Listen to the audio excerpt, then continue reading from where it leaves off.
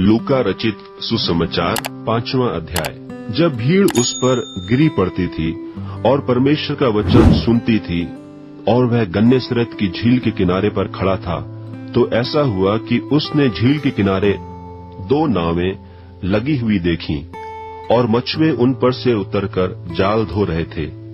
उन नावों में से एक पर जो शमौन की थी चढ़कर उसने उससे विनती की कि किनारे से थोड़ा हटा ले चले। तब वह बैठकर लोगों को नाव पर से उपदेश देने लगा। जब वह बातें कर चुका तो शमौन से कहा, गहरे में ले चल और मछलियां पकड़ने के लिए अपने जाल डालो। शमौन ने उसको उत्तर दिया कि हे स्वामी, हमने सारी रात मेहनत की और कुछ न पकड़ा, तो भी तेरे कहने से जाल डालूंगा।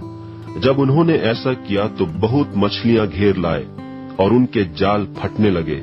इस पर उन्होंने अपने साथियों को जो दूसरी नाव पर थे संकेत किया कि आकर हमारी सहायता करो, और उन्होंने आकर दोनों नाव यहाँ तक भर ली कि वे डूबने लगी। यह देखकर शमौन पतरस यीशु के पांवों पर गिरा और कहा, हे प्रभु, मेरे पास से जा, क्योंकि मैं पापी मनुष्य हूँ।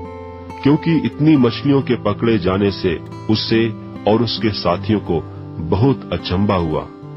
और वैसे ही जब्दी के पुत्र याकूब और यूहन्ना को भी, जो शमौन के सहभागी थे, अचंभा हुआ। तब यीशु ने शमौन से कहा, मत डर, अब से तू मनुष्यों को जीवता पकड़ा करेगा। और वे नावों को किनारे पर ले आए और सब कुछ छोड़कर उसके पीछे हो लिए।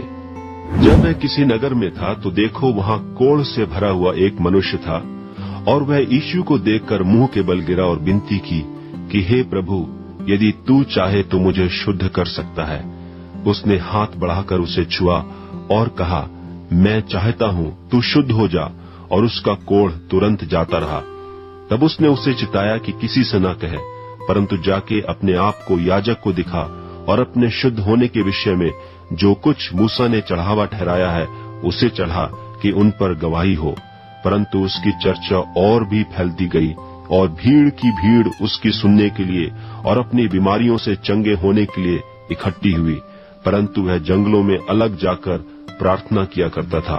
और एक दिन ऐसा हुआ कि वह उपदेश दे रहा था और फरीसी और व्यवस्थापक वहां बैठे हुए थे, जो गलील और यहूदिया के हर एक गांव से और यरूशलेम से आए थे, और चंगा करने के लिए प्रभु की सामर्थ उसके साथ थी।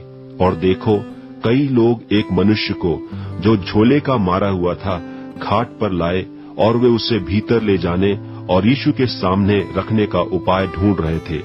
और जब भीड़ के कारण उसे भीतर न ले जा सके, तो उन्होंने कोठे पर चढ़कर और खपरेल हटाकर उसे खाट समेत बीच में यीशु के सामने उतार दिया।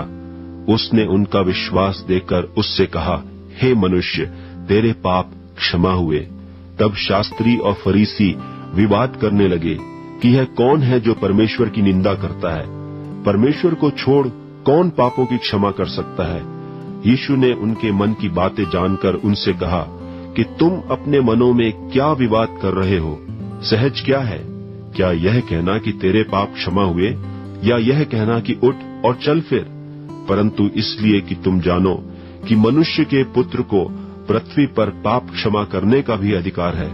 उसने उस झोले के मारे हुए से कहा, मैं तुझसे कहता हूँ, उठ और अपनी खाट उठाकर अपने घर चला जा। वह तुरंत उनके सामने उठा और जिस पर वह पड़ा था उसे उठाकर परमेश्वर की बड़ाई करता हुआ अपने घर चला गया। तब सब चकित हुए और परमेश्वर की बड़ाई करने लगे और बहुत डर कर कहने लगे कि आज हमने अनोखी बातें देखी हैं। और इसके बाद वह बाहर गया और लेवी नाम एक चुंगी लेने वाले को चुंगी की चौकी पर बैठे देखा और उससे कहा, मेरे पीछे हो ले। तब वह सब कुछ छोड़कर उठा और उसके पीछे हो लिया। और लेवी ने अपने घर में उसके लिए बड़ी जेवनार की और चुंगी लेने वालों की और औरों की जो उसके साथ भोजन करने बैठे थे एक बड़ी भीड़ थी। और फरीसी और उनके शास्त्री उसके चेलों से यह कहकर कुड़कुड़ाने लगे कि तुम चुंगी लेने वालों और पापियों के साथ क्यों खाते पीते हो? यीशु ने उनको उत्तर दिया कि वैद्य भले चंगों के लिए नहीं, परंतु बीमारों के लिए अवश्य है। मैं धर्मियों को नहीं परंतु पापियों को मन फिराने के लिए बुलाने आया हूँ। और उन्होंने उससे कहा, यूहन्ना के चेले तो बराबर उपवास रखते और प्रार्थना किया करते हैं, और वैसे ही फरीसियों के भी, परंतु तेरे चेले तो खाते पीते हैं। यीशु ने उनसे कहा, क्या तुम बरातियों से जब तक दूल्हा उनके साथ रहे उपवास करवा सकते हो?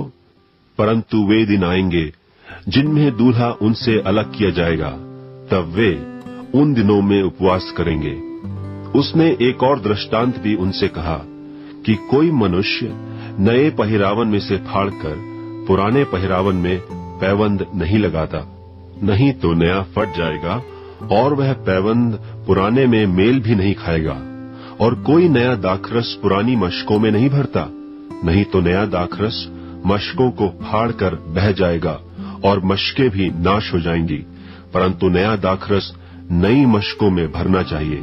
कोई मनुष्य पुराना दाखरस पीकर नया नहीं चाहता, क्योंकि वह कहता है कि पुराना ही अच्छा है।